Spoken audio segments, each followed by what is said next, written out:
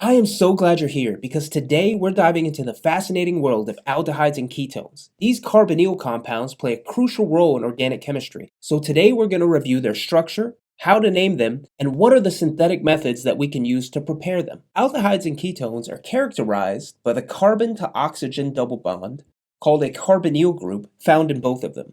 Importantly, an aldehyde contains a carbon to hydrogen bond, and a ketone contains two carbon-carbon bonds, and that is how we classify them and distinguish them as being ketones and aldehydes. The carbon atom in both of these carbonyl groups are sp2 hybridized. This means that the bond angle for these sp2 hybridized carbons is 120 degrees, and both of these functional groups are planar. Recall that there is a significant dipole between the carbon to oxygen atoms in these carbonyl groups because carbon has a significantly lower electronegativity than oxygen. Therefore, the electron density is being pulled towards oxygen, which we depict using this dipole symbol. Importantly, this means that the oxygen is going to contain a partially negative charge on both of these functional groups, and the carbon in the carbonyl carbon actually contains a partially positive charge. And this dipole is going to play a very important role when we think about the reactivity, specifically as it relates to nucleophilic addition reactions. Now let's discuss how we name these molecules using the UPAC nomenclature rules.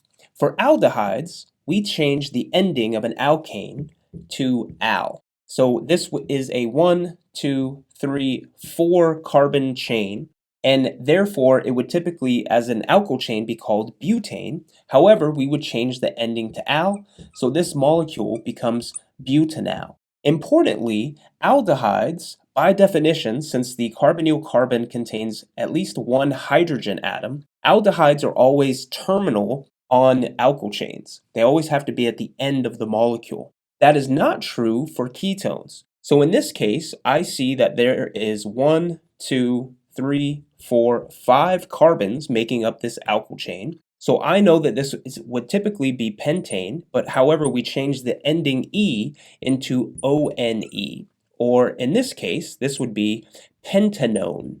Now, importantly, ketones, by definition, the carbonyl carbon is attached to two other carbon chains. But this means that the ketone carbon could be present at several different locations on the internal alkyl chain. And for this reason, we need to indicate with a number at which carbon this is present. And we do that by choosing the lowest number. So we started counting on this side to place the carbonyl carbon at position 2, and therefore this molecule would be called 2-pentanone, because I could have had a ketone at the 3 position or the 4 position. Lastly, let's review how we prepare aldehydes and ketones. Primary alcohols are oxidized to carboxylic acids when treated with a strong oxidizing agent. Therefore, if we want to generate aldehydes, we need to use a milder oxidizing agent like those listed on the screen. These will not further oxidize, resulting in an aldehyde. Ozonolysis will cleave a carbon-carbon double bond. If either carbon bears a hydrogen atom, an aldehyde will be formed, while tetrasubstituted alkenes are cleaved to form ketones. Hydroboration oxidation results in an anti-Markovnikov addition of water across a pi bond, followed by tautomerization of the resulting enol to form an aldehyde. A variety of strong or mild oxidizing agents can be used to oxidize secondary alcohols. The resulting ketone does not undergo further oxidation. Acid-catalyzed hydration of terminal alkynes results in a Markovnikov addition of water across the pi bond, followed by tautomerization to form a methyl ketone. And previously, we learned aromatic rings that are not too strongly deactivated will react with an acyl halide in the presence of a Lewis acid to produce an aryl ketone. Those were just a few of the methods used to prepare aldehydes and ketones, each offering their own advantages and disadvantages as we think about how to use these methods for synthetic chemistry. I'd love for you to pause the video and try these questions independently, then resume the video to check the explanation. The first step in naming this molecule that contains the ketone is to identify the longest carbon chain that places the ketone carbonyl carbon at the lowest number position. So for that reason, I can see that this carbon chain actually contains 9 carbons. So I know that this is typically going to be something that has that nomenclature that gives us the number 9 for the carbon. Importantly, the carbonyl carbon is going to be position 3. Therefore, I know that the base name for this molecule is going to be 3-nonanone. Nonanone.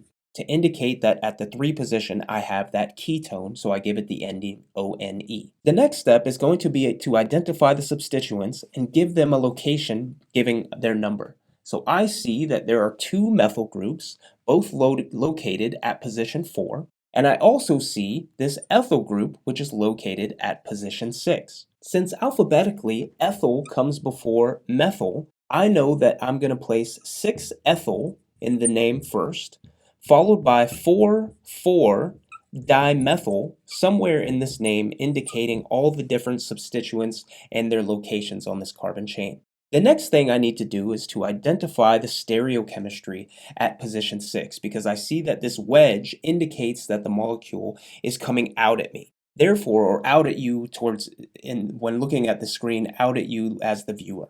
So for this reason, I can see that I can place position 1 to be here because it is the longer position and it contains the different functional groups on it. Position 2 will be here and position 3 will be here. Therefore, I know that since this is going clockwise, that this is going to be an R configuration. So now I can go in and fully write the name for this molecule. So I'm going to begin by placing R in parentheses, and it's at position 6. I also see that I have my ethyl and my 4,4-dimethyl. And then finally, all I need to write is that at position 3, I have my nonanone. So that is the complete name of this molecule, R6-ethyl, 4,4-dimethyl, 3-nonanone. For the aldehyde-containing molecule, I begin by counting the number of carbons along this carbon chain, and I see that this is 6. So typically the alkane that contains 6 would be hexane. However, since I know that this is an aldehyde, I'm going to change that ending to indicate that it's an aldehyde to hexanal. So hexanal indicates that this is a terminal carbon. And I've placed position 1 to be where the carbonyl carbon is, and I don't need to indicate the numbers because I know that aldehydes are always terminal. The next thing that I can do is see that at position 2, there are 2 methyl groups at position 2, so that's going to be my dimethyl. And I see that at position 5, I have the dibromo. So at position 5, I have a dibromo. So from here, I don't see any other stereochemistry or any other functional groups. So I will begin by looking at the alphabetical order with which to place these. So B for bromo comes first. So I will begin by putting 5,5-dibromo, and then 2,2-dimethyl, and then the ending is just my hexanal.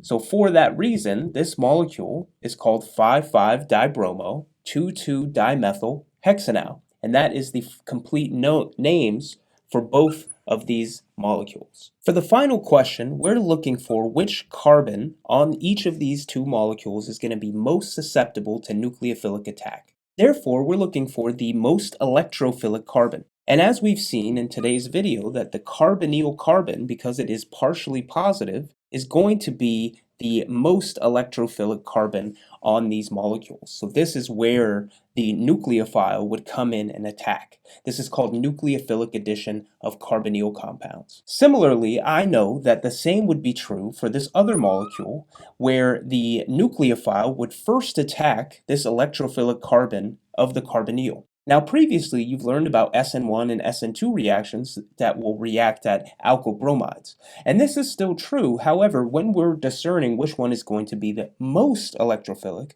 or the most susceptible to nucleophilic attack, if given the option, the nucleophile is going to prefer to attack the carbonyl carbon. If you learned something in today's video, make sure to give it a thumbs up and subscribe to my channel for more chemistry content. If you have any questions about aldehydes and ketones or anything else related to chemistry, drop it as a comment down below and I'd be happy to help you out. I'll see you in the next video.